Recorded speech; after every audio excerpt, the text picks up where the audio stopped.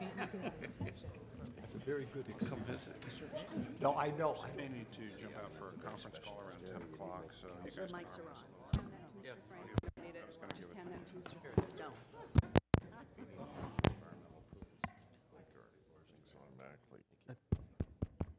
Buttons work. Good morning. We will come to order.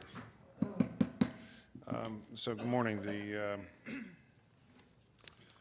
This meeting of the California High-Speed Rail Authority Board is now in session. Will the secretary please call the roll? Ms. Shank? Here. Vice Chair Richards? Here. Vice Chair Hartnett? Here. Mr. Rossi? Ms. Perez Estelano? Here. Mr. Henning? Mr. Frank? Here. Ms. Selby? Here. Chairman Richard? Here. Mr. Henning, would you lead us in the Pledge of Allegiance, please? I pledge allegiance to the flag of the United States of America and to the republic for which it stands, one nation, under God, indivisible, with liberty and justice for all.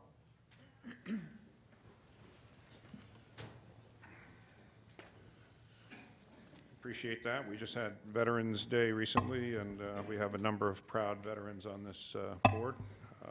So we're very appreciative of their service. Hold on one second. Wait a minute. Okay. All right. Okay, we will, I'm sorry, let me get my board binder. Mr. Chairman, Yes, just a Ms. point. May we congratulate our colleague on her recent victory? Yes, thank you very much. That's an excellent idea and very appropriate. I meant to do it, and I spaced out on it, so I appreciate Ms. Shank. So one of our board members, well, first of all, I think people know that all of the people up here are making a commitment to public service.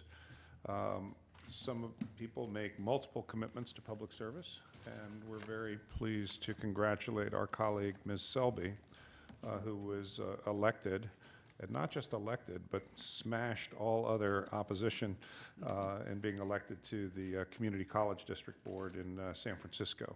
And this is not just any position, because for those who follow things in San Francisco, the Community College District has had some major challenges and is going to need real leadership going forward. So, Ms. Selby, thank you for putting yourself back into another public arena, and congratulations. Thank you very much. I'm pleased to be there. Thank you, Ms. Shank. That was great. Okay, so we will start with public comment, as we always do. And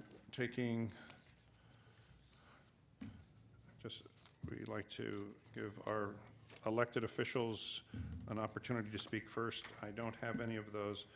So we'll start in order that was received with Mr. Frank Oliveira, followed by Robert Allen, followed by Diana Lacombe.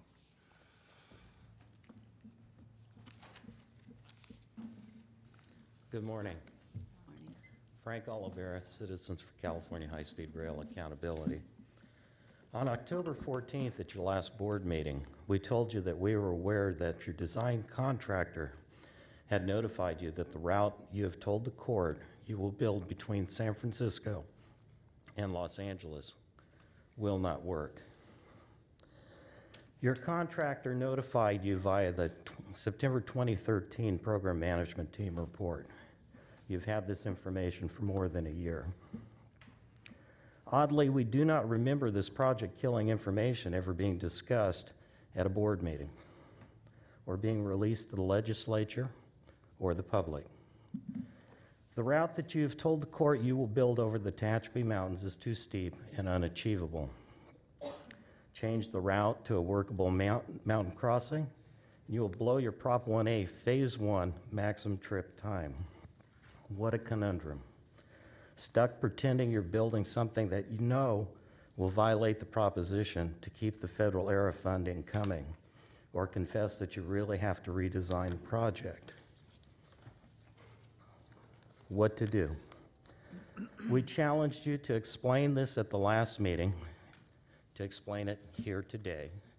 how you are going to travel over the attached piece and safely descend more than 4,000 feet while maintaining 220 miles per hour.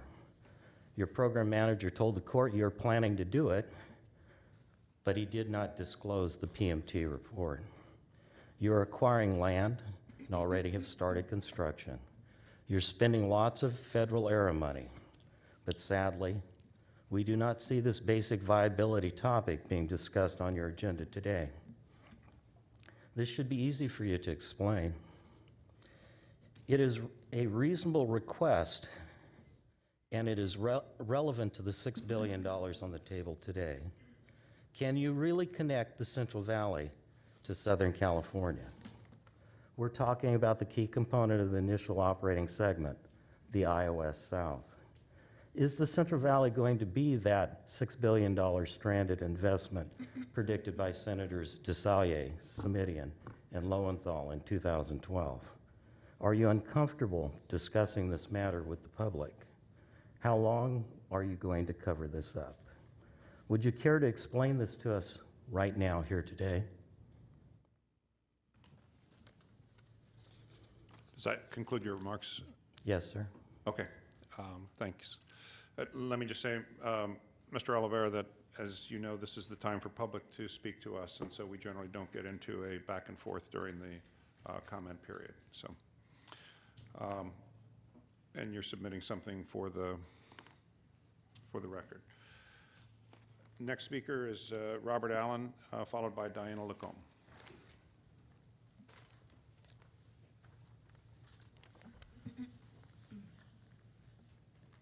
When the people in California voted in 2008 for Proposition 1A, it was for, and I'm quoting, safe, reliable, high-speed rail. I'll be blunt. As far as high-speed rail to the Bay Area, high-speed rail on Caltrain thundering across dozens of grade crossings and past station platforms at up to 125 miles an hour would be neither safe nor reliable. I have these suggestions regarding making high-speed rail to the Bay Area safe and reliable. First is to phase high-speed rail to the Bay Area first just to San Jose, with near seamless transfers there to Caltrain, Capital Corridor, Amtrak, ACE, VTA Rail, and the planned Silicon Valley BART. Later, that you phase high-speed rail along the UP Amtrak Mulford line up towards Oakland, continue on to Sacramento. From a new transfer station at the BART overpass in Oakland, there are 4 joint BART Muni stations in downtown San Francisco that are 10 minutes or less away. And there are 16 trains per hour each direction.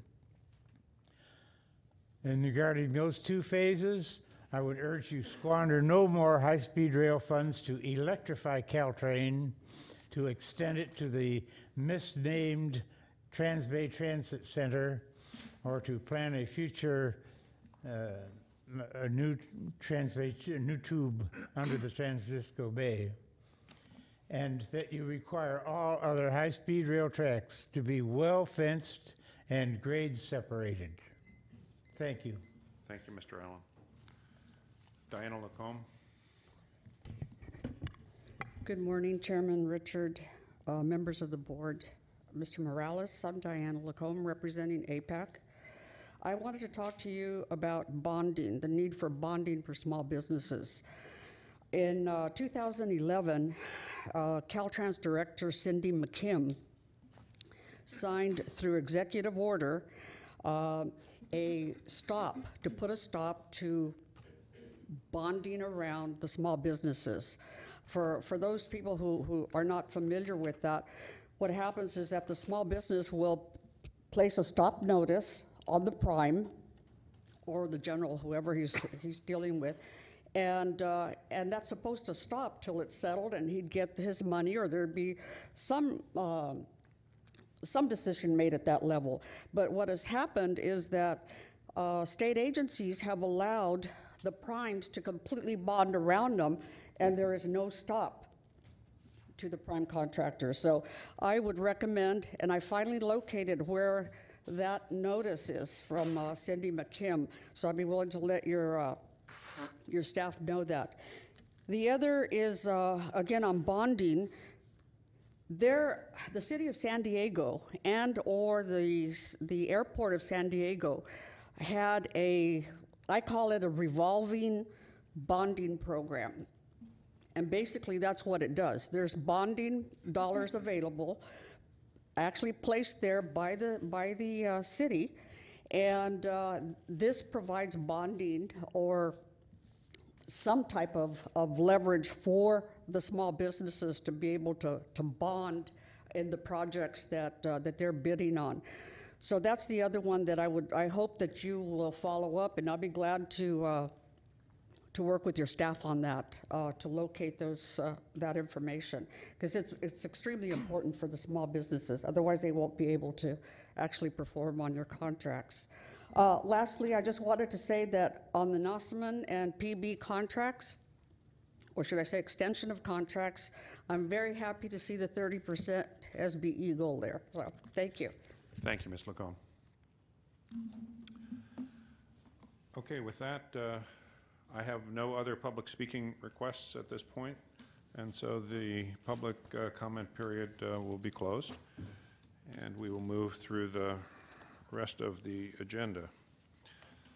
The first item, as it always is, will be the consideration of the minutes from the last meeting. We have a motion on that. So moved. Second. It's been moved by Mr. Frank, seconded by Vice Chair Richards. Could the Secretary please call the roll? Ms. Shank? Yes. Vice Chair Richards? Yes. Vice Chair Hartnett? Yes. Ms. Perez Estelano? Yes. Mr. Henning? Mr. Frank? Yes. Ms. Selby? Yes. Chairman Richard? Chairman Richard? Yes. Okay. Our next item is a commendation, well-deserved commendation for outgoing Senate President Darrell Steinberg. We think we're going to be graced with Senator Steinberg's presence here this morning, so we'll proceed through the rest of the agenda, and then we'll take a time out when the pro tem arrives. Actually, before we turn to the rest of the agenda, I'd just like to take a moment. One of our speakers this morning raised a question which was a reprise of something that had been raised at the last meeting that opened up the question of whether or not our program is technically feasible. And I think that these kinds of things often find their way into the press and public commentary. And so while it is our practice to allow the public, as we should, to speak to us without engaging in debate, I think this issue that's been raised is significant enough that I would turn to our CEO and ask him to comment on it. And as I do so, let me just say that for members of the public who've not yet had an opportunity to read the latest report from the High-Speed Rail Authority pursuant to Senate Bill 1029, the appropriation bill that gave us the funds to go forward, and which requires us by November 1st, I think it is, and March 1st every year to provide a comprehensive report to the legislature about the status of the program, its funding, risk management, and so forth. Having just gone through that report, it's an excellent document, I felt, very comprehensive. I think it gives the public and the legislature who represent the public a real insight into the status of the program. And one thing Mr. Morales and I talked about the other day is stepping back. There's been a tremendous amount of progress in the last 6 months when you look at the things that have been accomplished with that. So I commend that 1029 report to everybody to take a look at to get a really good sense of where this program is and where it's going. But Mr. Morales, on this rather serious challenge that's been raised as to whether or not the fundamental engineering of our project as it relates to trans-Tehachapi routing is feasible or possible. Can you take a moment and talk about that? Sure, happy to do so. And I'll say as a general point, Proposition 1A laid out some specific statutory criteria for design standards for the system, all of which are built into our process and are monitored and evaluated on an ongoing basis. Every alternative we look at, every alignment we look at, we measure against those criteria that are in Prop 1A. The questions that have been raised, certainly, we're accountable and need to be able to answer any and all questions. I think the way these have been raised, in some cases at least, either represent a fundamental misunderstanding of how the process works or a misrepresentation of the process. But I'll explain or talk about it in part by working backwards. This board ultimately has the responsibility of selecting alignments and identifying and certifying for the environmental process specific alignments. Leading up to that is extensive, in most cases what has been years of review of various alternatives that get us to that point of being able to present to the board and to the public through the process the preferred alignment. Those review processes, which are done, in our case, that work is led primarily by what we refer to as the regional consultants who have the specific corridors, evaluate a myriad of alignments of issues. The whole point of the process is to identify alternatives, identify issues, suggest where the best alternatives may be, identify where the biggest problems may be, and ultimately get us to that point of an alignment. That's not a stumble. That is the process working. I mean, that's the whole point of doing the process, is to identify where those challenges are, and how we work through them. And that's the report that has been referred to is being taken out of context in that it identified challenges and it identifies other possibilities, and we work through those ultimately to get to an alignment. In terms of getting through the Tehachapi's, it is a challenge. I mean, there's no two ways around that. Getting through any mountain range is, but I would point out that the Southern Pacific managed to get through the Tehachapi's in 1874 using pickaxes. I'm reasonably confident that using the world's best companies and technologies today, we will be able to do that and meet all of the requirements that we have. All of our entire process as we go through that is open and available to the public. That's what's been referred to as some of that information. But again, it's all part of that process of identifying alternatives, identifying issues, and ultimately arriving at the best and preferred alignment. But as far as your engineering team sits there today, there's no secret that somehow we can't do this. No. I'd elaborate, but I think that's the best answer. No. Okay. Right. All right. And yeah, I just think it's important sometimes. I mean, the public has the right to raise any question about this program, but I mean, I think it's important to point out that we do have top engineering talent. The notion going back to, Ms. Shank will remember the days that this project was put before the public in 2008 in Prop 1A, which contemplated going through Palmdale and up over the mountains. Obviously, people thought it could be done before they asked the public to support it. So, and Mr. Chairman, if I just, I would also say we are fortunate in part because of the issues we face in California, seismic issues and other things. We have some of the the leading experts in the world on some of these issues, on seismic challenges in particular. But we also have the ability to tap into the best thinking around the world on these issues, and we have that through both contractual mechanisms, but also through memoranda of understanding that we have with other governments and others for information sharing. And other countries, Japan has built a system that goes through very similar sort of terrain, and we draw on that expertise. So, we go forward with this in full confidence that we will meet all of the requirements, in full cognizance of what those requirements are, and with the best possible advice as we do it. okay. Any questions for our CEO on this? Okay. Turning then to the agenda, let's move to item 3, which is the consideration of approval of a term sheet for procuring PMT, Program Management Team Services, on potential extension of the current contract for a transition period. Mr. Jarvis, good morning. Good morning. And good morning, Chairman Richard and board members. Can I just confirm you see this slide, right? The slide presentation on your screens? Right now, we're not even seeing the prices right on these screens. Okay. There we go. I tapped my screen and it activated. Oh, yeah. There we go. Thank you. Okay. Who knew? Okay. All I right. just want the record to show it took a lawyer to solve that particular technical problem, so that was fine. Okay. All right. Answer to your question now is yes, we have this in front of us. Very good.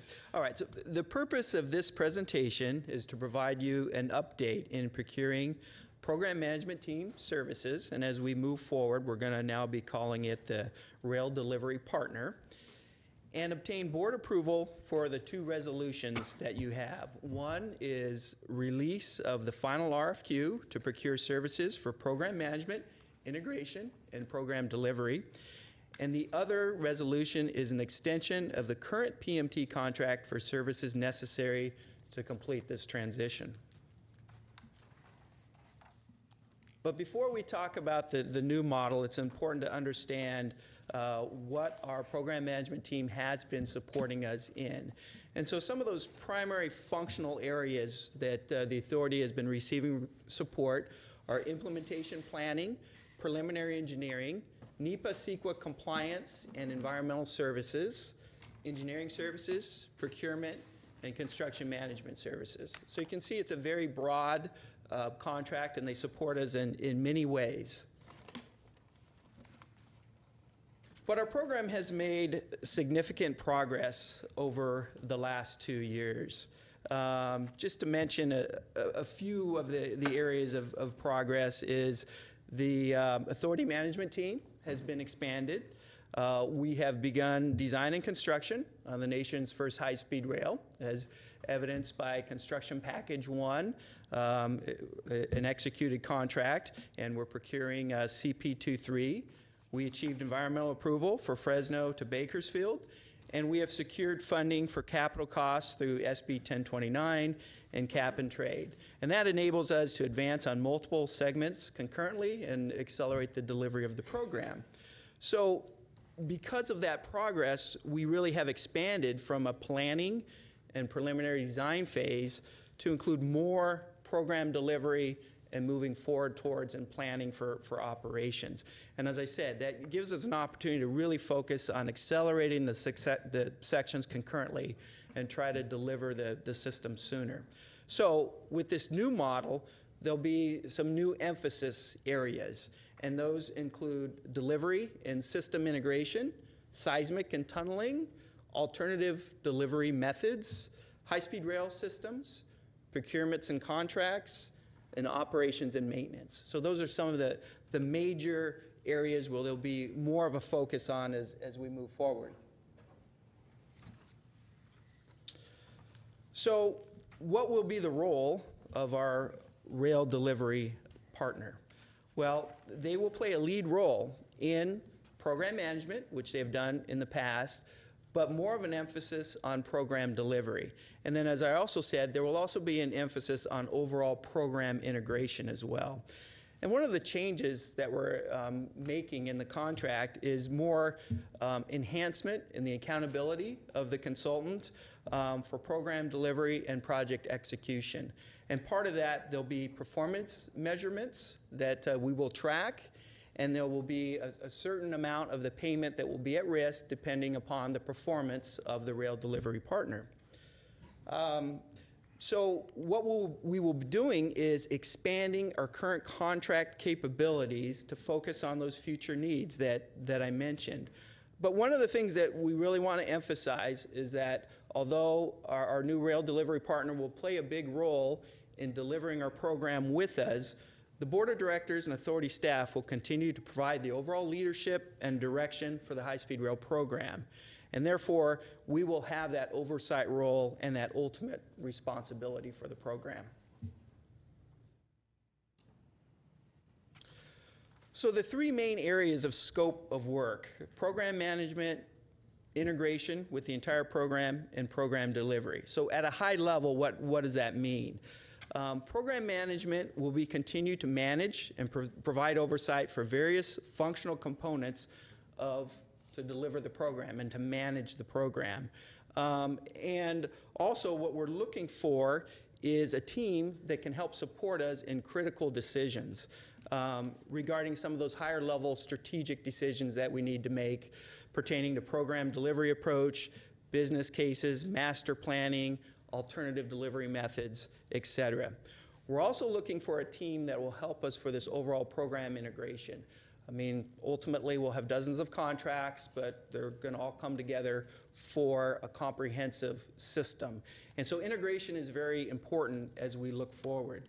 So we want a rail delivery partner that will oversee and be responsible for the coordination and compatibility between the contractors, the trades, the projects, the technologies for the program, so ultimately it all comes together. And then, you know, really, we're all here to really focus on the delivery of the program. So there's an enhanced emphasis on program delivery in the new contract and the specialized expertise that is necessary to oversee some of those technical work packages.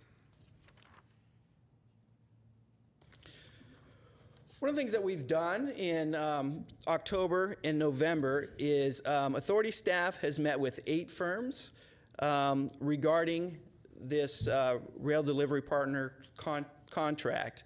And the purpose was to receive input from industry before we begin the procurement for an expanded team that will have proven experience in both large-scale management and international high-speed rail technical delivery. So it was our opportunity to meet with these teams and get their input. And there are a few key takeaways that are elaborated on in the memo, but I'll touch on a few here.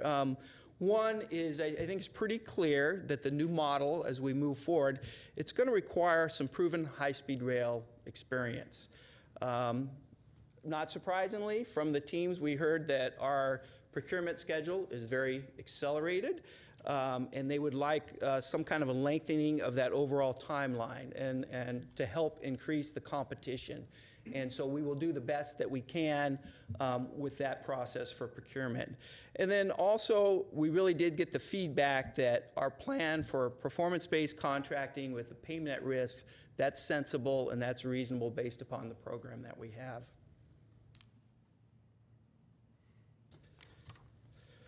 So what are the general contract terms and cost?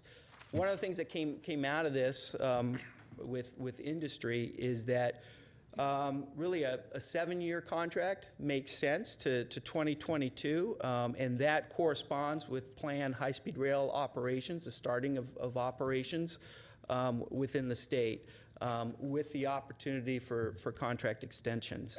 The estimated cost, currently the PMT cost is approximately $5 million a month. There will be the 2 new areas that I discussed, program integration and program delivery. So we estimate that the cost will be somewhat more than what it is now, in the range of $6 to $8 million per month. And it will be a qualifications-based procurement. And so we will go through the standard architectural and engineering A&E RFQ process. And one of the things that we're going to require is their program delivery approach.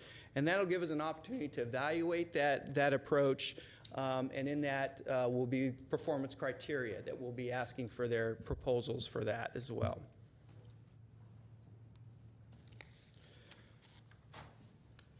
So the schedule that we're looking at is next month in December, released a draft RFQ for comment. And that was something that came out of the industry outreach, was that it will be beneficial to release a draft RFQ and then get industry's input on the RFQ before we finalize it and release the final RFQ in January. And then things are going to be moving pretty quickly. The statement of qualifications are due in March. In April, we will have interviews with the offerers and then move on to negotiations with the highest scoring proposer.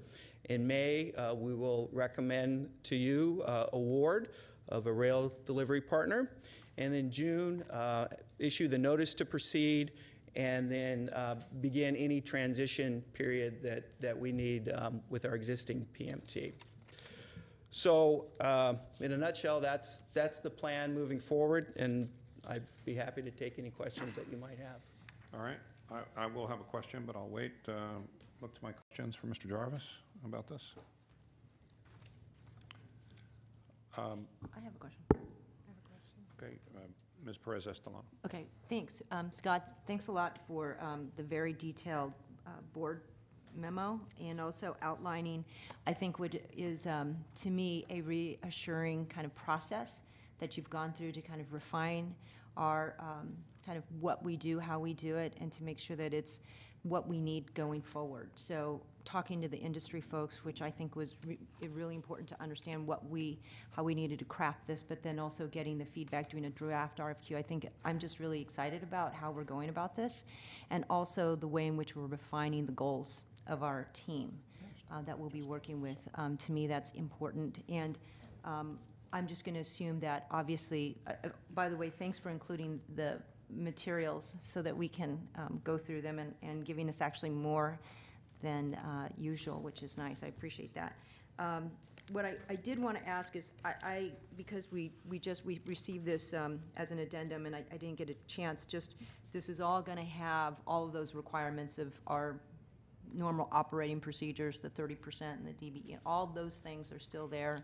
We're going to be doing all the exercises to reach out to small businesses, all the forums, and kind of marrying the primes with the subs and things like all that is part of this process. Yeah, that is correct. The 30% small and disadvantaged business enterprise goal will be part of this contract, and we will have an industry outreach as part of this procurement process as well to encourage and match up to small businesses. And yes. I also just want to say thank you for giving the teams more time to respond and put their teams together to be responsive to us, because I think giving them the time to really, craft and build the right kind of expertise that we're looking for is going to give us better submissions. So thank you for this. You're welcome. You're welcome. That's all. Okay. Colleagues, I'm going to ask our indulgence for a moment. This is a very important item, and I want to make sure that all of us have an opportunity to ask our questions. This is our biggest contract, and so I don't want to give short shrift to this, and I know our CEO, Mr. Morales, had some thoughts that he wanted to convey as well. However, we are graced with the presence of the Senate leader, who has just come to visit us and allow us to offer our thanks to him and a commendation for an outstanding term of leadership representing not only this community but the entire state of California. So what I'd like to do is take a time out on this item, come back to it after we move to item 2, which is the commendation for the pro tem. Let me just say, as we ask Senator Steinberg to come forward, we're very grateful that you would take some time this morning to come and visit us. We were just talking about the report that we've given to the legislature pursuant to Senate Bill 1029, a periodic report, and Mr. Morales and I were commenting recently that stepping back from the day-to-day of this and looking at it on a 6-month time frame, there's been a tremendous amount of progress that's been made. Things are really moving forward. None of that progress would be possible, none of it, without your leadership, Senator Steinberg. And I have to say that people talk about just-in-time manufacturing, but passing the Senate with 1 vote for our appropriation, we had just enough to get us through that, but it's made all the difference, and that's why we're sitting here today. So I know Mr. Morales wants to make some remarks, but I'd just like to start by saying that it's been an honor and a privilege and a real pleasure getting to know you personally and having the opportunity to work with you. We'll be forever grateful for your leadership in 2012 and getting us through that process.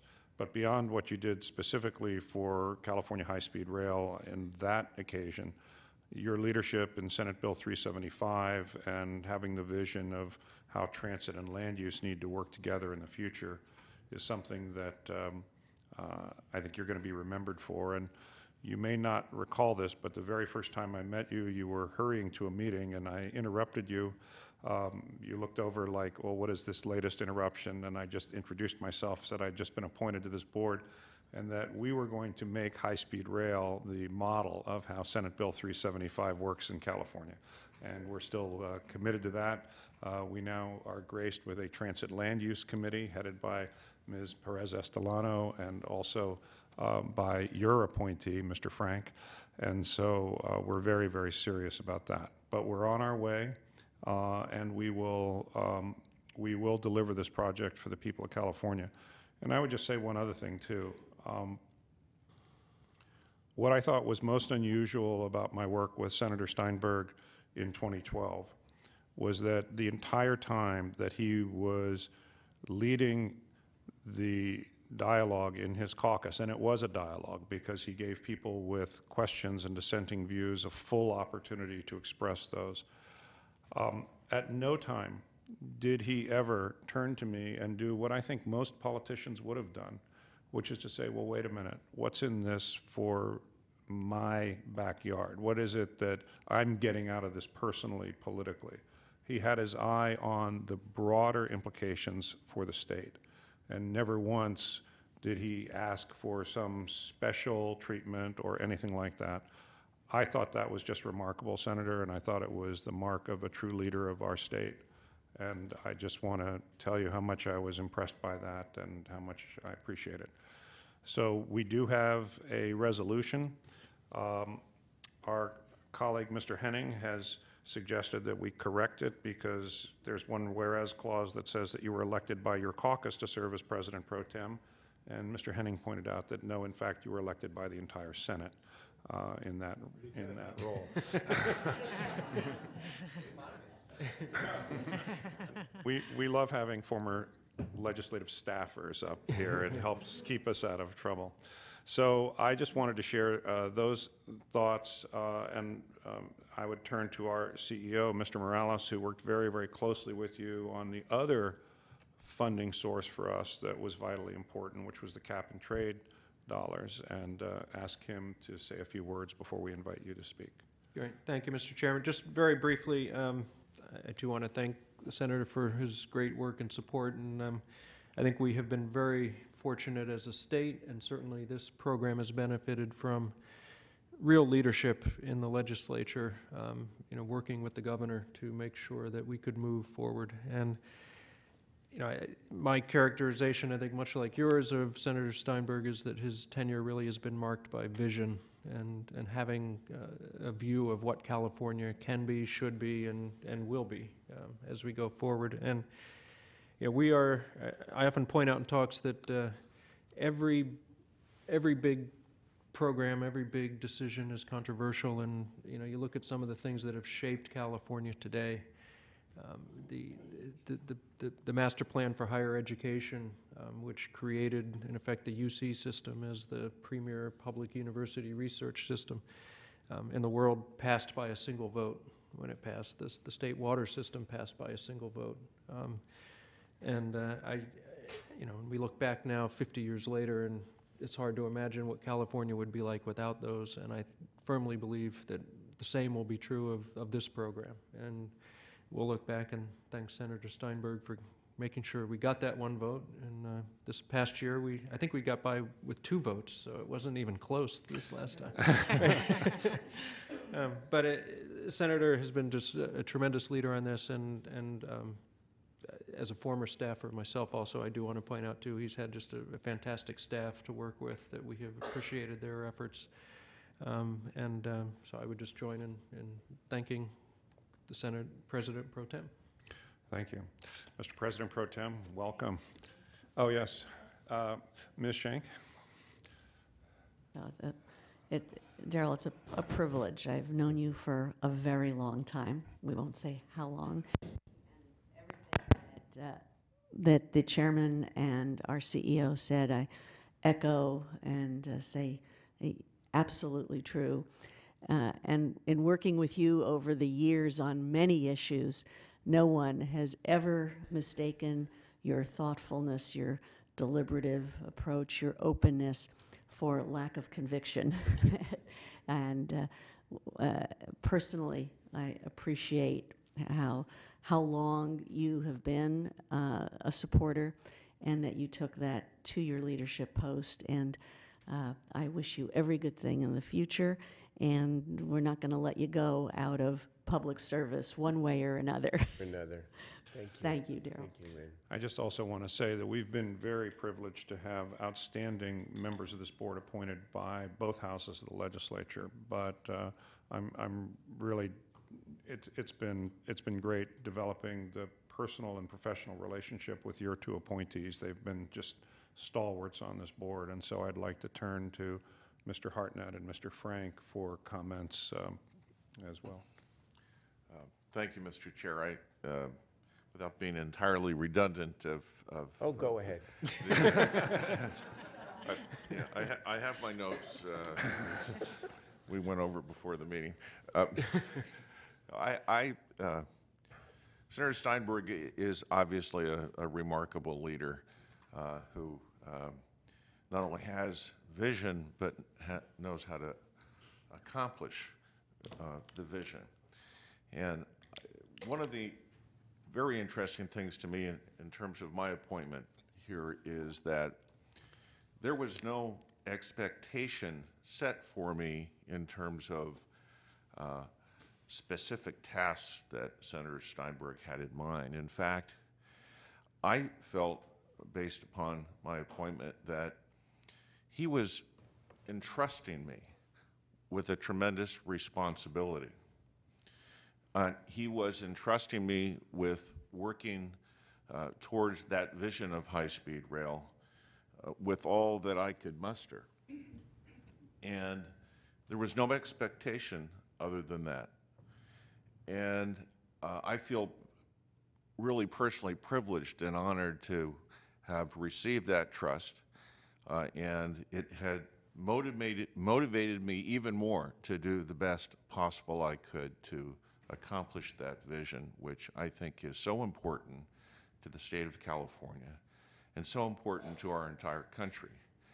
And we know that we would not be here today with the accomplishments that we have made if it had not been for you, Senator Steinberg. So thank you very much. Mr. Frank. Vice Chair.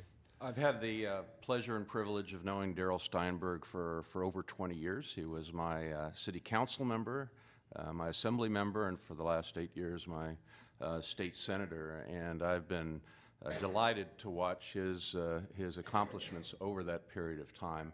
I think he's compiled a record of public service second to none, and taken on some very difficult and important issues, whether it relates to mental health issues or political reform and accountability, or certainly one of my, an issue that's near and dear to my heart, in environmental policy. Senator Steinberg has been a true leader, and your record of accomplishment will be long remembered and appreciated. And I too am very grateful that you reached out to me and appointed me to this board. My experience is exactly the same as Vice Chair Hartnett said, with no direction or pressure to do anything other than to use my best judgment to serve this board and the people of the state of California. So I'm very grateful to you, Senator, and I too hope that you will continue in some fashion to serve the public, which has really been demonstrated the last 2 decades as your true calling. So thank you. Thank you. Frank. Just one last comment on the senator's conviction. I think, there were dark days in the summer when things looked like they were going the wrong way, and he never lost his faith, and the Giants rewarded him by winning the World Series. Yes, they did. 3 times. Senator. Mr. Chairman and members and Mr. Morales, thank you, first of all, for the honor and the very kind words. And I return the thank you to you, because I was privileged to be an implementer of your vision, who Lin Shank and others who had championed this for a long, long time.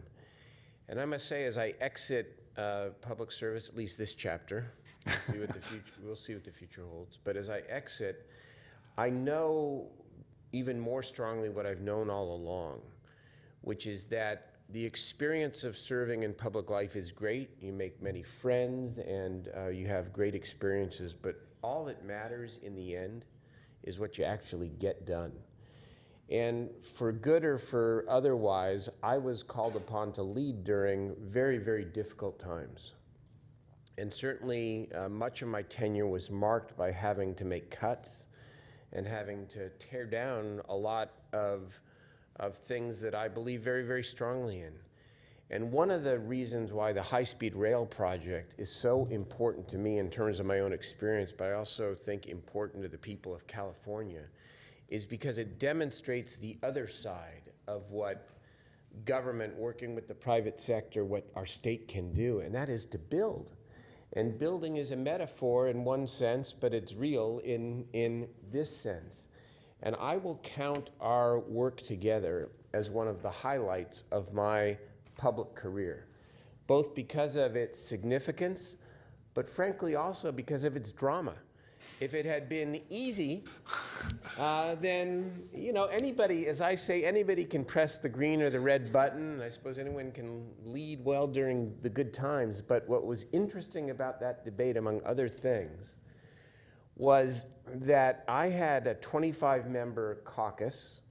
The minority party was uniformly against the project. Of the 25 members, 4 were clearly on principle opposed to the project. And they were good members, and you know, they were thoughtful in their approaches. So I had to pull what was the equivalent in poker, I suppose, of an inside straight in order to get this vote. It was 21 out of 21. And while I appreciate the kind words about my not ever asking anything for my district, there were many who did. And as you recall, Mr. Yes, I Chairman, do. And I appreciate what my friend Lin Shank said about never confusing being nice with not having conviction, because I often get accused of, you know, being too nice for to be the leader. But, you know, you can make up for whatever that trait is with being persistent and the ability of a leader to be able to lock the door once in a while and say we're going to get this because we have to get this. And I understand the arguments at the time against it, but the arguments in favor of it were much more persuasive. High-wage job creation, modern transportation, infrastructure, clean air, all of that. And I will count this as one of my great experiences. And even though I was only part of it, because you had a governor and you had the other house and you had many people and pioneers here who deserve more of the credit, I will count this among my greatest accomplishments. And I'm just really thrilled that I've had the opportunity to serve and to serve during this tumultuous time. As I conclude by saying that when people ask me about my tenure, I say that it was rich, it was torturous, and it was ultimately great, because we got a lot done and the state is in better shape. And this is a lead example of why the state is in better shape. So thank you, thank you, thank you. And I look forward to working with you in the future. Appreciate it. Thank you, Senator. Thank you. So I know you have many of these on your wall, but we do have Never enough. We do have a commendation for you. And I'm going to ask not only Mr. Morales, our CEO, but also your 2 Senate appointees to the board to walk down with me so we can present this to Pro Tem. Sure. Usually I'm on this side.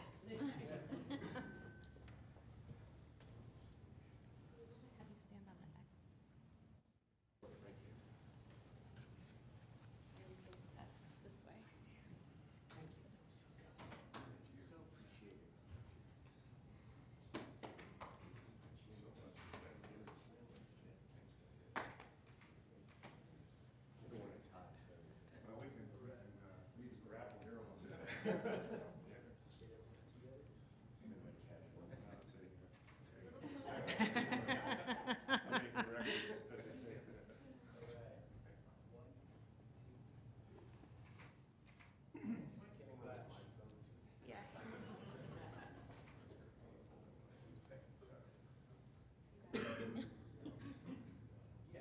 can tweet it out.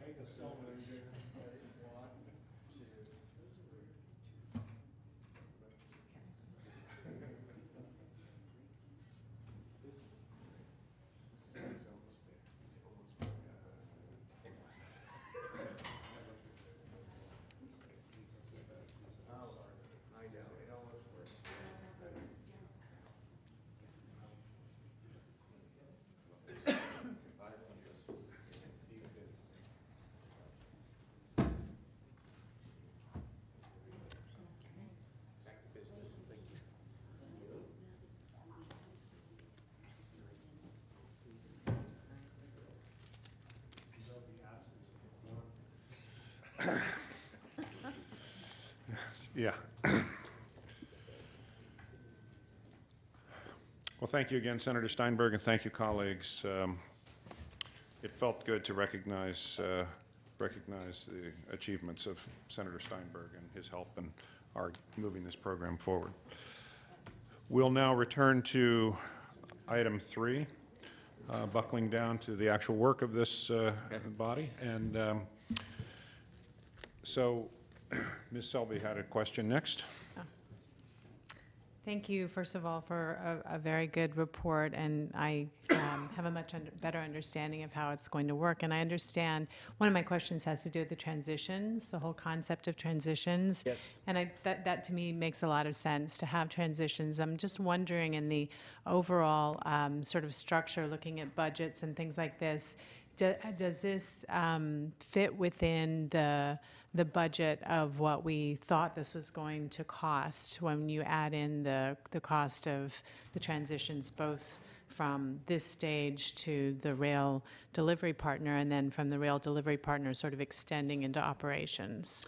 Yes, I mean, that's a good point. There's an overall budget for the program, obviously capital and support. And, this does fit within that overall budget for the program. So we anticipate with the transition, the rail delivery partner, to be ramping up in cost during the transition, and the existing PMT to be ramping down. So in a sense, it's not like we're paying double for the entire 6-month or so transition that there is. But yeah, that's factored into the overall cost of the program. And that was my second question. You say sort of $6 to $8 million per month for this new contract, which is larger by, I don't know what percent, it was $5 million or so a month for the last contract. Yes. And my question there is, like, is it really more, and do you need to have that in the budget where it sort of starts out lower and then it peaks and then it goes down again, or does it need to be a flat? I mean, it's an estimate, so maybe it doesn't matter, but in my mind I see, some sort of a curve where it's going to be smaller at the beginning and then it's going to really peak and then it's going to go down on the other end. Yeah, that is correct. It is an estimate. One of the things that we should be aware of is that we do have amount of flexibility with the budget overall. We go through an annual work plan process, and so before each fiscal year we work with the consultant to plan the work for the coming fiscal year, and what will those services be, what will be the deliverables, the schedule, the budget, and so forth.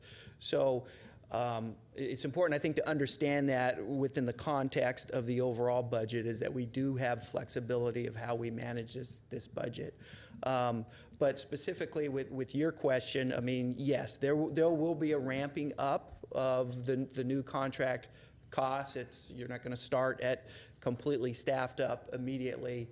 And then also, I think importantly, is that there will be a transition of where those costs are being allocated. I mean, I talked about kind of the 3 major areas of program management, integration, and program delivery. And we think, early on there'll be more costs on the program management part, and really kind of the corporate putting together the overall organizational structure and making sure that's in place. But as time goes on and we have more of these projects going on throughout the state, there'll be more of a transition where the costs will be more focused on the program delivery and the projects themselves. Okay. And then my last question, I think, is having to do with, I love the idea that that you had people come together to talk about the is it an RFP or RFQ? RFQ before putting it out. And I wondered if you would consider including a small business or several small business folk in that process next time, because I think that might be an interesting addition and would put primes together with small business people at the point that you're creating the RFQ. Sure, yes, we can do that. And we, as talked about earlier, we still do have an opportunity with the small businesses as we have industry outreach and move forward with the procurement on this as well. So is there another point where you would be bringing together the various players where you could actually incorporate small business? Yes, we're going to have an industry outreach forum for this, and that's an opportunity for us to bring in small businesses as well, just for communication, education, collaboration among the teams. Before the RFQ is finished? Yeah. Okay. Yes. Thank you. Okay. Questions? I had a question also, but Mr. Morales, did you want to comment first? Let me just see if there are other colleagues on the board who had questions at this point. Okay. I just want to offer a few comments and part of Ms. Selby's questions on the cost and the scale. I think it's because it is an important point, I think, to make about this contract as well as a lot of our other contracts, and it's that this outside support reflects and complements our organizational model and now also the status of the program and what the program needs are. And we were set up as an organization by the legislature in a very different business model than what typical state agencies have. And contrast being Caltrans, for instance, and they're just different. I'm not saying one is better than the other. They're just fundamentally different models where Caltrans does essentially 90% of its work internally with 10% of it outsourced. We are the exact opposite. We're 10% internal, 90% outsourced, and that's primarily because we are a single-purpose agency. Our job is to deliver this program, whereas Caltrans has ongoing needs, often to perpetuity. And so when you see the scale of a program like that, I think it's important, again, just to remember that this is in lieu of building a permanent state staff with the expertise that would be required to do it. We are able to go out and secure outside help for the time we need them and then move on. And so I just want to make sure that that understanding is there. And I would just say that I think that's a very important comment. We all know that in the history of this program, which has been controversial, that even the PMT's role has been controversial at various times.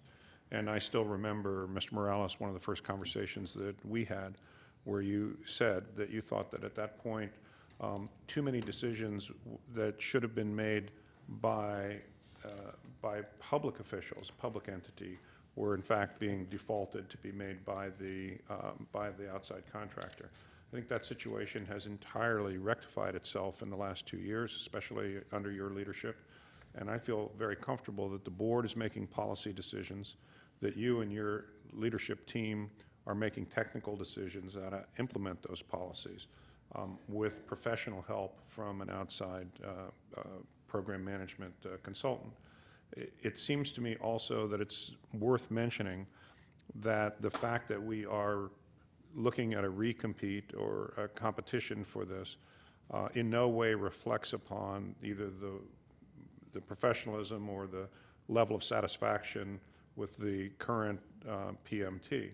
You have brought to this board on several occasions in the last 6 or 8 months a pretty consistent theme that there are times when you have to step back after some transition and recompete these. And in talking about this with you before this item came to us today, you made what I thought was a very critical point that I would just repeat on your behalf, which is that we're now moving into an entirely different phase of the project. We're moving beyond conceptual design, beyond high-level environmental analysis, to the actual delivery of this project and the integration of various aspects of this project. So it calls for a re-examination of the scope. And I think that, you know, so I certainly thought that the documents laid that out very well. I did have one question, but I see Ms. Shank has a question. go ahead. Well, my only question, which was raised with me, and I can either direct it to Scott or to you, is you are identifying 3 different functions here, including program integration and program delivery.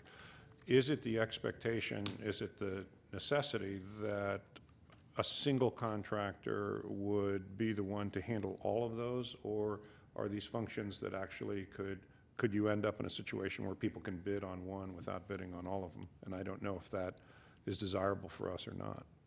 What's in your mind for that?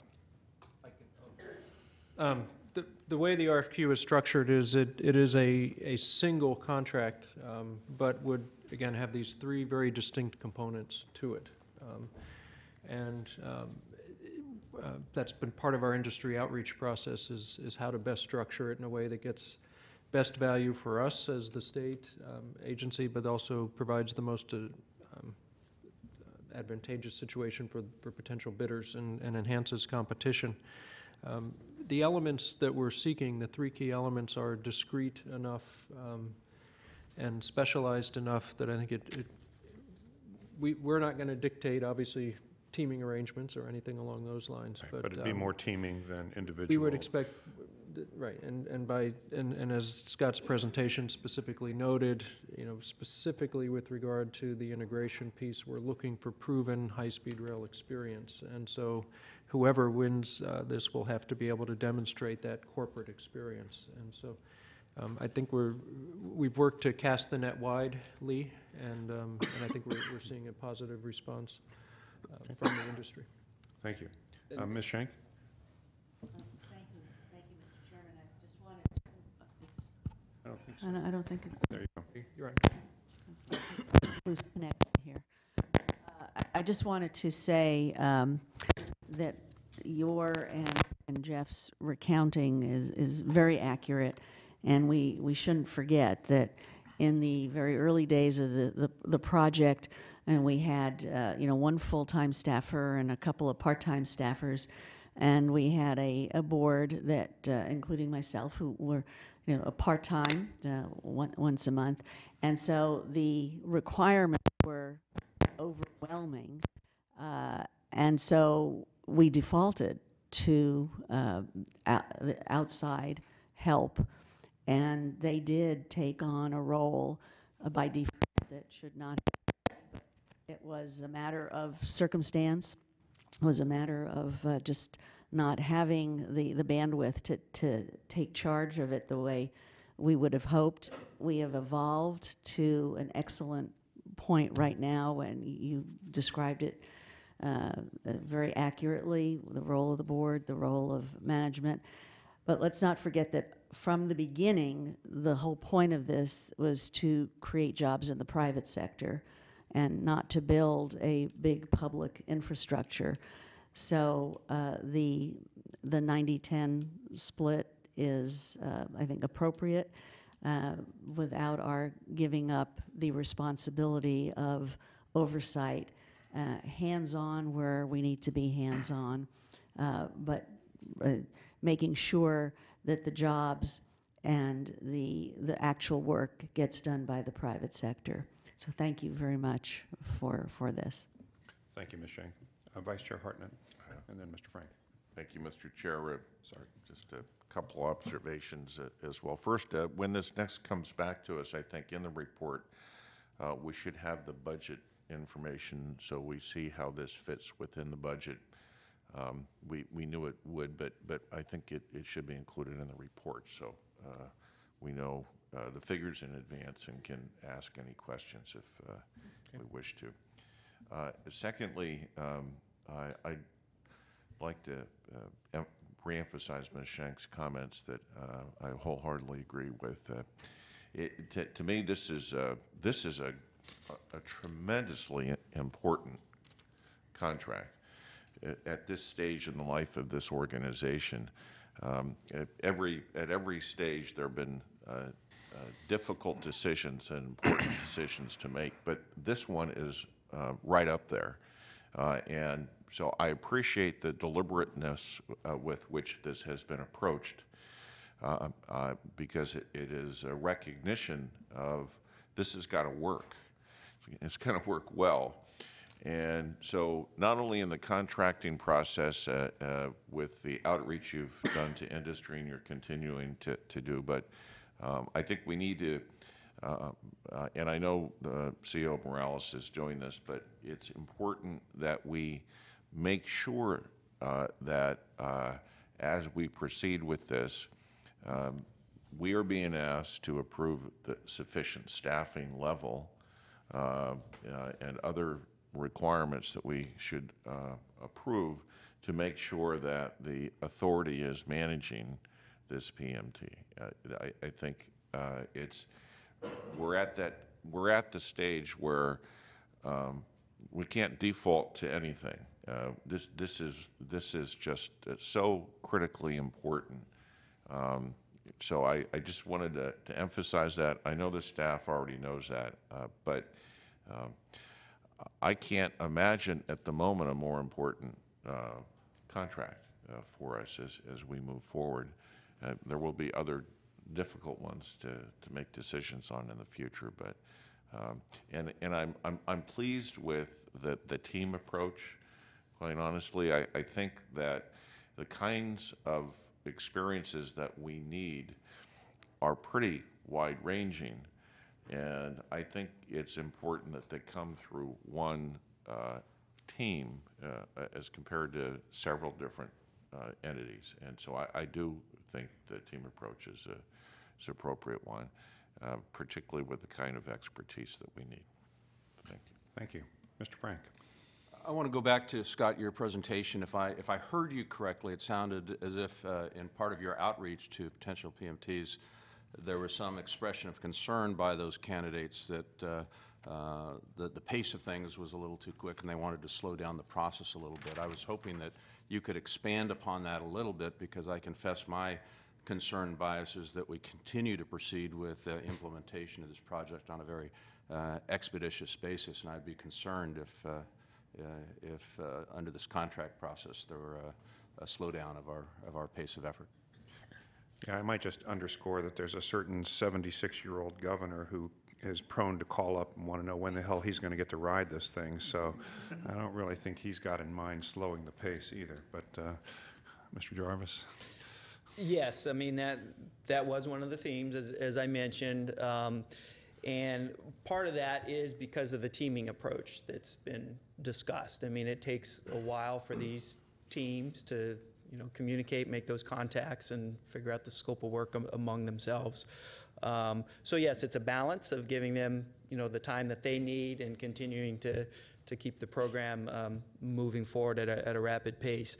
But one of the things that we were able to do is get to this point today, if it's approved, and then move forward with a draft RFQ in December. And essentially, in a sense, we gave an extra month as far as putting their statement of qualifications together with that extra month of the draft RFQ, and then provide us input, and then we can consider that input and put out the final RFQ in January. So we were able to provide some time in the schedule through that method. I mean, as you saw in the schedule that Scott laid out in his presentation, the current PMT contract expires in June of 2015. Our time frame is to have this new contract in place to take that over and then allow for the appropriate transition. So we're ensuring we're keeping on schedule. We're working within the process to try to give the industry side a little more time. We'll cut our review time maybe a little bit if we have to. There are a lot of things that potential bidders have to look at in this. It's a complex decision-making process for them too, because among other things, whoever holds this contract will be conflicted from being able to perform key, design and construction elements potentially. So, they have to weigh that as well in terms of interest of parties in bidding on this, because it's a very key central assignment, but it also is pretty much what they would be restricted to. So there's a lot of decision making on the other side in this, and we want to make sure that we allow for as much of that as possible. Vice Chair Richards. Thank you, Mr. Chairman. I don't need to elaborate too much, because each of my colleagues, if we could capsulate all of your statements, is exactly the reason why we ought to go forward with this sort of an approach and recognize that we have rapidly moved out, although we will always be in engineering, but we are rapidly a construction project. And I can't think of a better means of attempting to control that project and oversee it than through the approach that you've proposed, Mr. Jarvis. And you should be congratulated, Jeff, with moving in this direction. It is far more consistent with where we are. I really appreciated my colleague, Ms. Shank's comments with regards to the fact that we are not a construction or engineering firm ourselves, but rather the purpose of this was to generate jobs in the private sector. And as you pointed out, Jeff, this is a single project for us. It's not one of many hundreds of projects as the Department of Transportation participates in. So for all of those reasons, this is really a stroke of very good management on your part, and one which it appears to me that we are very much in support of. Thank you. I think that with regards to what Ms. Selby had talked about, it would be good also to just get a better sense for us of what actually goes into the work that's being done, in the form of giving us some numbers as you come back to us, not just on the broader scale, but for those of us who are slightly more anal, a little bit on the detail, so we can really appreciate what it is that this team will be doing, and why that justifies the kind of expenditure monthly that we're going to be approving here. Okay. Thank you. Okay, so just to close, let me also say that it's my great hope that the companies who choose to bid on this share the same sense of excitement that we do, that we're at an inflection point in this program. I think that the questions of whether this is going to be built or not are behind us. The questions now are how fast, when, and how well we build this. So it's an exciting time for high-speed rail, and I hope that the companies who come to bid on this share our excitement with it, and that would be, I think, very important. So with that, we do have an action to release this term sheet, or no? Yes. So could I entertain a motion from? Okay, it's been moved by Ms. Shank and seconded by Vice Chair Richards to move forward with this term sheet. Would the Secretary please call the roll? Ms. Shank? Yes. Vice Chair Richards? Yes. Vice Chair Hartnett? Yes. Ms. Pettis Estelano? Yes. Mr. Henning? Yes. Mr. Frank? Yes. Ms. Selby? Yes. Chairman Richard? Yes. Thank you. And Mr. Morales, Mr. Jarvis, thank you for all the hard work that went into this. Scott, very good materials, and as has been said many times, this one's really important. So thank you for the excellent work on this.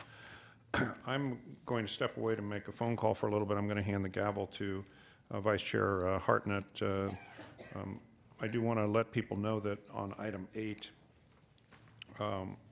which is the Finance and Audit Committee quarterly reports, those reports are available, but in terms of a discussion from the board, we decided to hold that over to the next regularly scheduled meeting so that Mr. Rossi could be here in his full glory to, not that we have any lack of confidence in his colleague, Mr. Richards, but it's just much more colorful when well, Mr. it is Rossi. Better theater for sure. Yeah, well, I said colorful in every sense of the word. So I had so many questions for him today. Yeah, that's the reason we want to wait. Okay, thank you. Okay, thank you, Mr. Chair. Hurry back. As you know, item 4 in The amended agenda has been removed, so we go to item 5. Item 3 had 2 resolutions. Oh, I'm sorry. The chair left without completing item 3. We have a motion on the second resolution. We just lost our CEO here too. Do we have quorum? Quorum still? Okay, I'll move it. Is this the approval? Is this the approval to amend the program? Yes. Did somebody move? Yes, been moved. I second. And seconded. If we can have Daniel. the roll call, please. Ms. Schenk? Vice Chair Richards? Yes. Vice Chair Hartnett? Yes. Ms. Perez Estolano? Yes. Mr. Henning? Yes. Mr. Frank? Yes. Ms. Selby? Yes. Chairman Richard? Thank you. And thank you for that catch. We wouldn't want to come back for a special meeting just for that.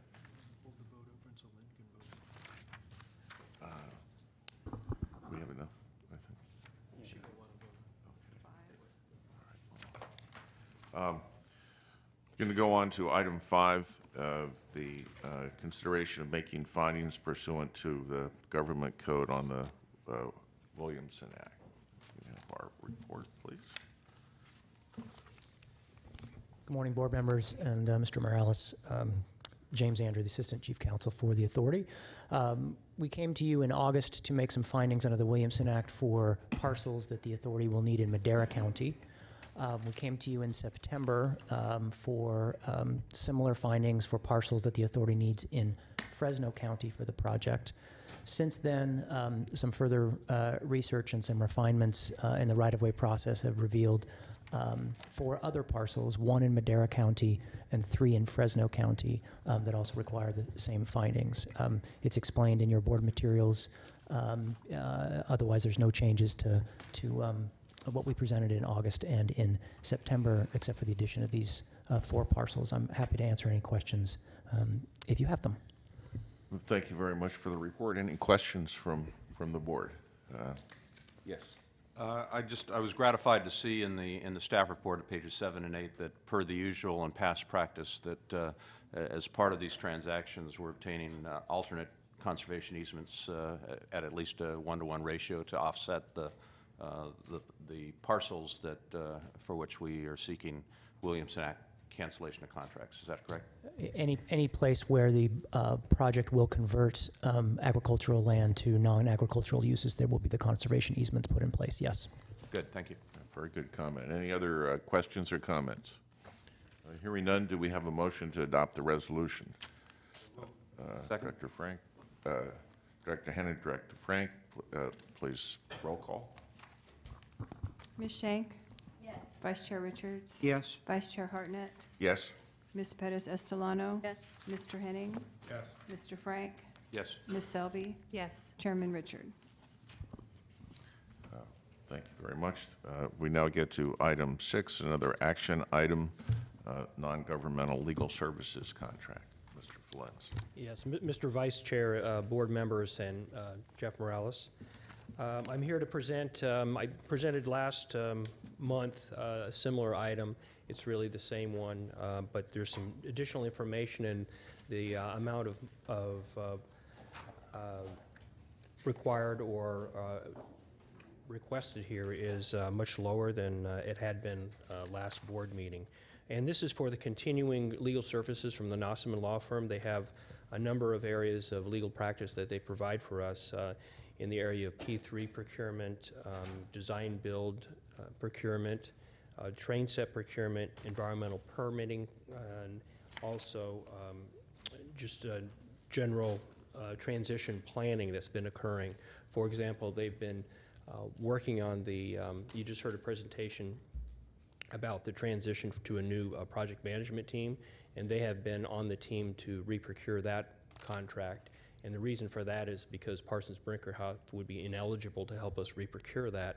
So we've been using the resources from the KPMG and Nossaman law firms to help us through that procurement process. That will continue for the next 7 months or so. So they've been very active in that as well. We again, had three main areas of contract procurement. This construction packages, CP23 is going to be completed by the end of this calendar year to be awarded early 2015. CP4, you'll see a report coming up, and a future agenda item is going to be procured as well. And the RFQ process is taking place over the next several months, again, being completed by the end of this calendar year. We do have some monies remaining in our existing budget in the Nossaman contract. We have about $1.6 million, and the projected expenditure rate is about $400,000 a month for that contract. We've been paring it down. I think in October it was less than that, and so that's where I've come up with the funding request, is at that expenditure rate. And then finally, we do have some STB legal services that we've procured and are ongoing. For example, right now we're preparing a reply to the most recent submission for a declaratory petition for clarification on preemption with the Surface Transportation Board.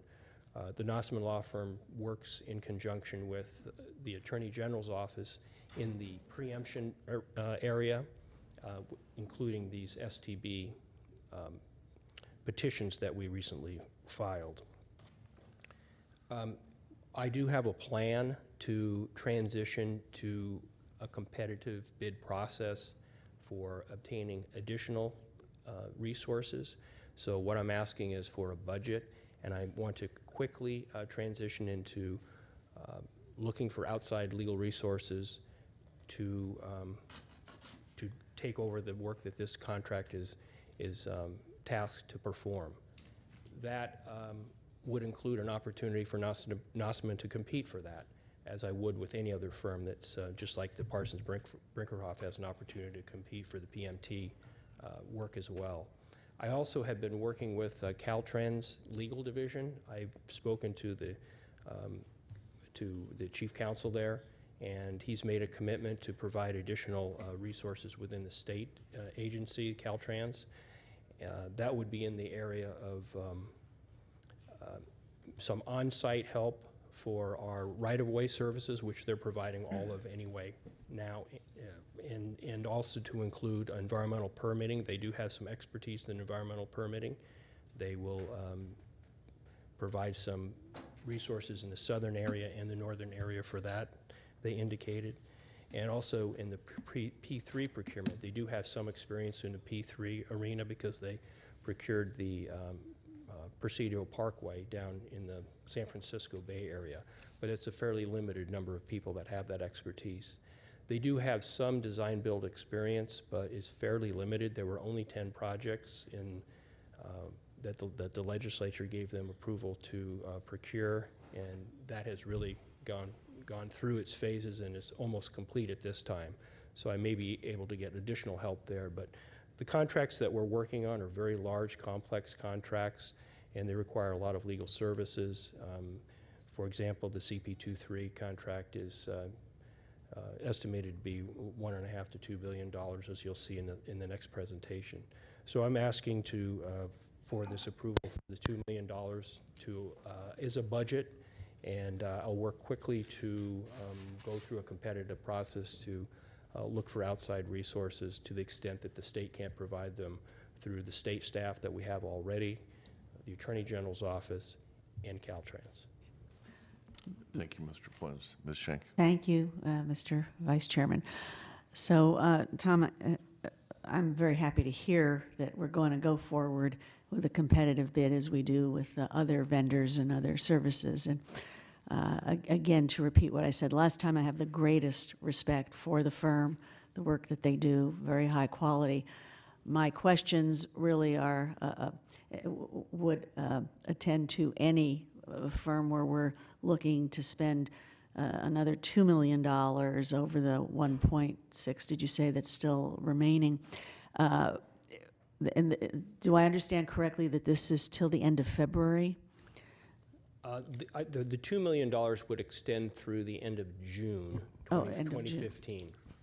Their term of their contract is through June now anyway, and so what I'm just asking for is additional budget with the capacity to get through June. But I would expect that at least some of the activities that they've been working on and legal tasks will be replaced with this competitive bid process that we've started already, and also Caltrans Legal Services. Okay.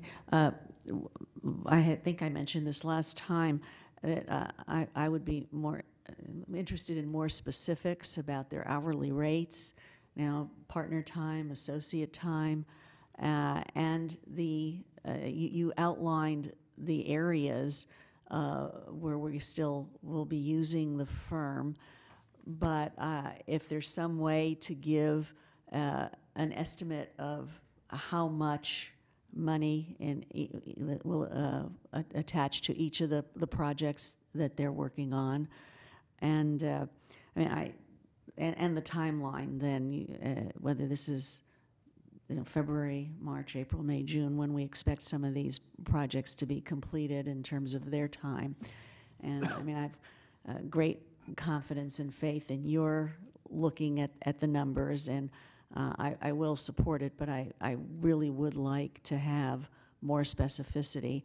And going forward, when we're dealing with lawyers, accountants, et cetera, as we look to a new way, a new paradigm of paying these funds for these services, to give us the specificity of it. Okay. I'd be happy to do that. Thank you. Any other, thank you, Ms. Schenck. Mr. Chairman, Tom, I applaud the excellence of your office and all of its efforts. My colleagues have entered into various comments today about the priority for contracting out in certain areas or projects, and I am in accord with those comments. However, when it comes to your office, like a typical state employee of great competence, I think contracting out should be the exception rather than the ordinary play of the day. Your past comments have brought to light the fact that there is no great competence or expertise in our areas, specified areas, in the Attorney General's office or in your office at the current time. And your aspect to encourage capacity building, more staff coming on board is excellent. And if you have current budget change proposals in the governor's next budget to come out, triple them. Ask for specialized classifications so our office can recruit and keep good attorneys. And if I can, there's also a cost estimate to this. Many times these great law firms in our county, in our state, like the current contract under consideration today, charge between $400 and $800 per hour for your consultation. Isn't that sweet? Whereas the average state employee who's a competent attorney, there's a range of $50 to $80 per hour. When you include health and welfare, pension, et cetera, basically it comes out to $100 and $120 per hour. It's better to keep our competency in-house, especially when we're appearing in court, especially when that is a priority in state law itself, except when there is a lack of competence or lack of capacity building. So I'm all in favor of this effort today on your behalf and encourage you with this excellent law firm, but please keep in mind the challenges to build capacity in our own staff, and it's cheaper too. That's it. Thank you. Director Frank. I would very much echo Board Member Henning's comments and suggestions. In addition, Tom, as part of this comprehensive process which your memo lays out, and I applaud you for undertaking that and responding to our comments and direction from the last meeting. As part of that competitive process, and actually as a precursor to it, I would encourage you to continue your discussions and engagements with the State Department of Transportation, Caltrans, but also to re-engage the Attorney General's office, and I don't just mean at the line level, I'm talking about the Attorney General and her top management folks to determine the degree to which they can and should prospectively be developing this expertise if we believe, and they believe they don't currently have it, because not just for this project, which is the biggest public works project in the state of California's history, but the Bay Delta conservation planning process and the other very compelling infrastructure needs that the state confronts and is going to have to do. There's a lot of legal work that goes along with that, and I too believe that the public interest and the public fisc are both best served if we can develop that expertise in-house for all the reasons that Board Member Henning indicates. Any other? I have one more. Thank you. Thank you, Vice Chair. Tom, I have a quick question, and I raised this to you before the meeting. In your discussion, you mentioned that Nossaman will have a commitment to the 30% goal SBE. That infers that they haven't met the goal of 30%. Yes, they do have a commitment to 30% goal. That's a requirement in the contract right now, and they have not met that. We do have within Nossaman an effort to meet that goal, and they have contracted out with individual attorneys who meet the small business qualifications and have provided those services through those subcontracts. But we haven't hit the 30%. But I think in the re-procurement, it will give us an opportunity to look for small businesses who may be able to provide, as a business, 100% small business participation if they themselves are a small business. So I think I'm looking hard for those opportunities that will come with the re-procurement as well. Okay, and I appreciate your focus being on that because that's an important measure of our success as well. Yes. Thank you. Thank you. Any other questions or comments? Yes. My comment I actually already made to Tom, but I'll make it to the general group, which is that in looking, since we're not doing the finance section of this meeting, in looking over the finances, I noticed that the law firms in general are somewhere between 0 and I think 8.7% small business. And so I think it's a problem in general that we need to look at and see if there's a way that we can make sure that the law firms, as well as all the other firms that are contracting with us, are also living up to not just continuing to strive to meet, but actually meeting the 30% goal. Okay. Good. Thank you. And Tom, I to agree, it was a very good report. I think it sets out a good plan of action. I think in terms of using outside attorneys and building up competence in the state is a question of balance. And I agree with the Director Frank's view of really looking forward to what is going to be within the experience of the state over the next decades, essentially, with the big projects. And to the extent that the state is going to be building up the experience, and it is synergistic with what we're doing, I think it's important to make sure that competence is hired within the state. But I also think not having the firsthand knowledge of some of the members of our board, that it probably is somewhat of a process. And obviously our needs need to be met when they need to be met. And so while I join in the encouragement of you to reach out further within the state government, I think, again, it's a matter of balance and making sure our needs are met. On the small business goal and DBE goals with law firms, I have some experience with that, not with my firm, but just in observing others. And there are certainly a significant number of small firms that can take pieces of some of the subject areas. But I want to make sure that we're not, by doing that, increasing the cost by twice for the subject areas. I mean, if we're, by that I mean a large firm subcontracting with a small firm, is sometimes not very efficient in how it's administered. And I don't want it to be done just so that they can say they've met a goal and we can feel proud that they have. It's got to be meaningful, and it's got to be efficient, and it's got to work.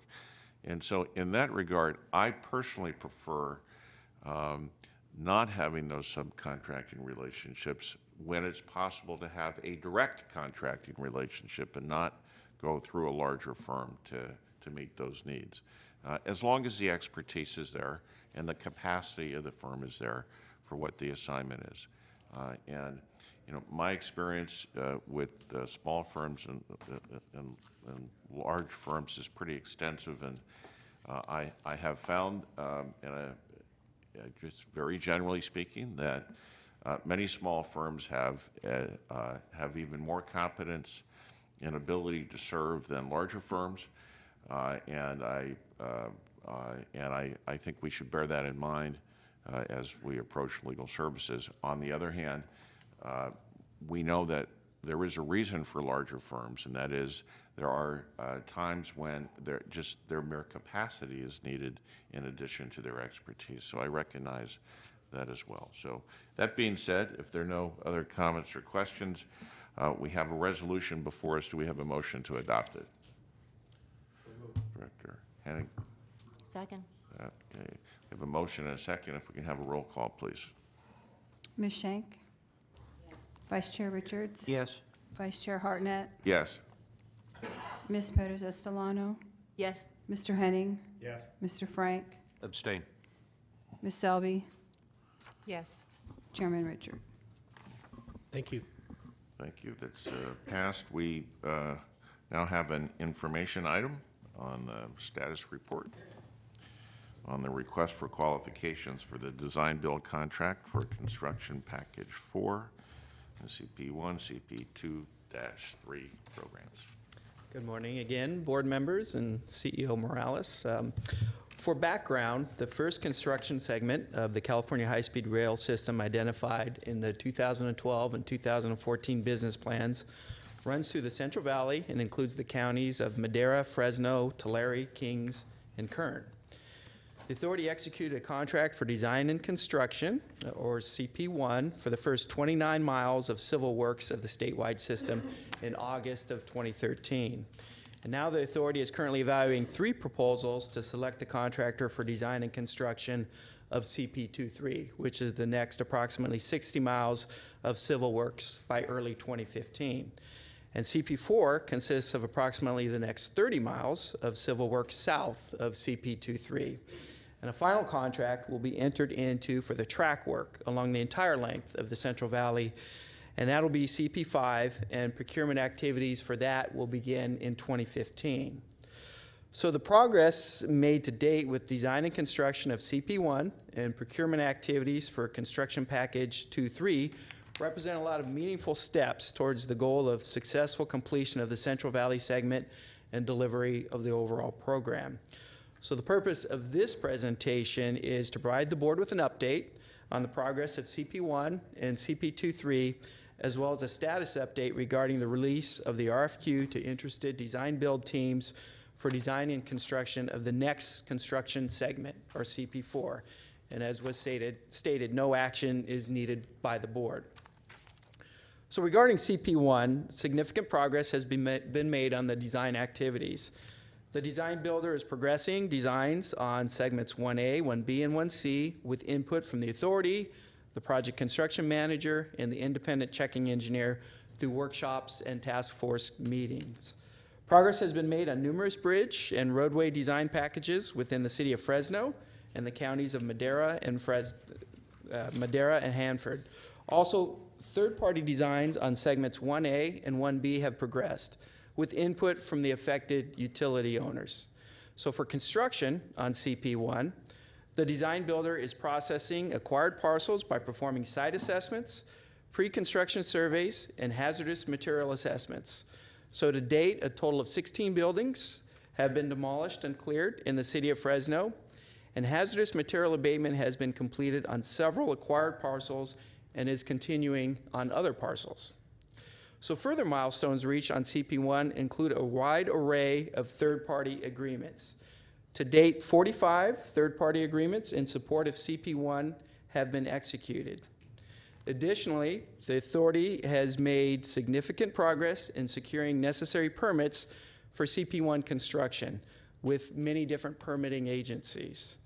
And on the jobs front, for the high-speed rail program, in the month of June alone, 21 prime contractors worked about 140,000 hours, creating the equivalent of 832 new full-time jobs. And on CP1 specifically, 33 small businesses have been contracted with at a value of $288 million. Right-of-way acquisition continues to progress on CP1. Of the 527 parcels needed, 496 appraisals have been approved, and 465 first written offers have been submitted, resulting in 93 parcels certified for the contractor's use to date.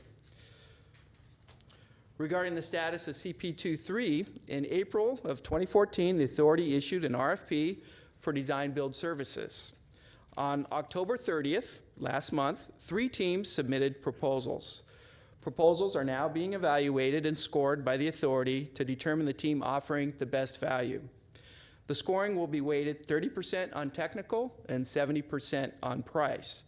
The contract is estimated at $1.5 to $2 billion, and award is anticipated early next year.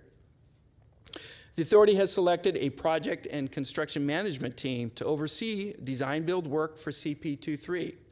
In August 2014, the authority announced that Arcadis was awarded the PCM contract for CP23, and that PCM contract is now fully executed. So the authority continues to also move forward with certain pre-construction activities for CP23, including identifying 539 parcels necessary to deliver this construction segment. Property acquisition is moving forward as improvements continue to be made to the right-of-way process, allowing the authority to strengthen its ability to meet its projected acquisition schedule. To date, the authority has appraised 258 of the 539 parcels needed for CP23, even though we don't have a design builder on board yet. So we got a good jump on CP23 as compared to CP1 with the right-of-way. And authority staff is also working to secure critical third-party agreements and necessary environmental and construction permits for CP23. So regarding CP4, the approach for selecting and awarding the next design build contract will be similar to that used for CP1 and CP23. Specifically, a 2-phase process designed to obtain the best value for the authority. In the first phase, an RFQ is issued, and each of the submitting teams is evaluated for their qualifications to perform the work. The authority will establish a short list of the most highly qualified offerers. And then in the second phase, an RFP is issued to each qualified design build team with proposals due on a specific date. The authority will select a proposer that offers the best value to the authority and the state for award of a design build contract. The authority staff anticipates releasing the RFQ for the design build contract of CP4 on November 21st of this year. And CP4 extends approximately 30 miles through the counties of Tulare and Kern and the cities of Wasco and Shafter. Major civil work elements in this segment include construction of at-grade and aerial sections of high-speed train alignment. A copy of the RFQ is concurrently presented to the board for your informational purposes. You have that in your packet. And it includes an estimated cost of $700 to $900 million. So the RFQ schedule for CP4 is, again, issue the RFQ on November 21st. We have an industry forum scheduled in Bakersfield on December 5th. And the statement of qualifications due date is January 30th of 2015. So the process that the authority will use in evaluating the statement of qualifications, it won't substantively differ from the process that we used to qualify the teams on CP1 and CP23. But specifically, the elements the teams will be asked to address and upon which they will be evaluated will include past performance, design build team, and project understanding. And the design build contract for CP4 will include the board adopted 30% small and disadvantaged business participation goal. So as far as the scope of work for CP4, the RFQ includes a description of that scope, and it's based on the final Fresno to Bakersfield EIR, EIS, and the record of decision. So the work to be provided and performed by the contractor includes the final design and construction of high-speed rail trackway, civil infrastructure, complete in place, up to the top of subgrade. And the scope of work includes the design and construction of retaining walls, access roads, and subsurface infrastructure that could be used to integrate with future systems components not in the scope of CP4. The scope of work also includes the design and construction of enabling works, such as grade separations. And the RFP for CP4 will more clearly delineate the project limits and the scope of work responsibilities that I just generally described. So as called for by the board's policies and procedures, staff will seek board approval to issue the RFP at that time. So in summary, the progress made to date with design and construction of CP1, procurement activities for CP23, and the release of the RFQ for CP4 shows significant progress towards the successful completion of the Central Valley segment and delivery of the overall program. So with that, I'd be happy to answer any questions you might have on this informational item. Ms. Schenk? Thank you. Can we fix this microphone under the CP4? I would just like to go back to CP1 progress for a moment. Yes. What have been, it's a joint venture, some big companies, and I just curious about what have been the challenges in the working with the joint venture. How have some of these challenges been resolved? Are some of them still outstanding? In other words, what lessons can we learn from CP1 going forward with the other CP2, 3, and 4? Sure. As far as the challenges of working with the joint venture has been working with us very well to date. The positive thing is that the challenge have really been focused on the project challenges and not our working relationship. And I think the project challenges that we've been working jointly with the design builder on are no surprise. I mean, the right-of-way acquisition and trying to get up to schedule on the right-of-way acquisition. Third-party agreements, that's a very large workload on a long horizontal project to get all of those third-party agreements in place. So those have really been, two major areas that we've been partnering and working with the design builder. So I think, I think a major lessons learned is get a jump on those to the extent that you can, which we do have now for CP23 and CP4. And the other is just, continue to work with the design builder so that you really align their objectives and the authority's objectives based upon where you're at in the program and the constraints that you have, whether they're third-party constraints, right-of-way constraints, permitting constraints. Just continue to keep that partnership going. And to that end, we do have executive quarterly partnering meetings with the design builder where we get together and communicate and work through those issues. And then at the project level, of course, they're working on a daily basis together. Anything out of the ordinary that we should know about intra the joint venture as between the partners there? No, I don't think there's been anything out of the ordinary. I think it's been, pretty standard construction, design, build, administration. I think that, again, there's been a lot of project challenges, but we've really been able to keep it focused on let's work together to try to resolve these project challenges.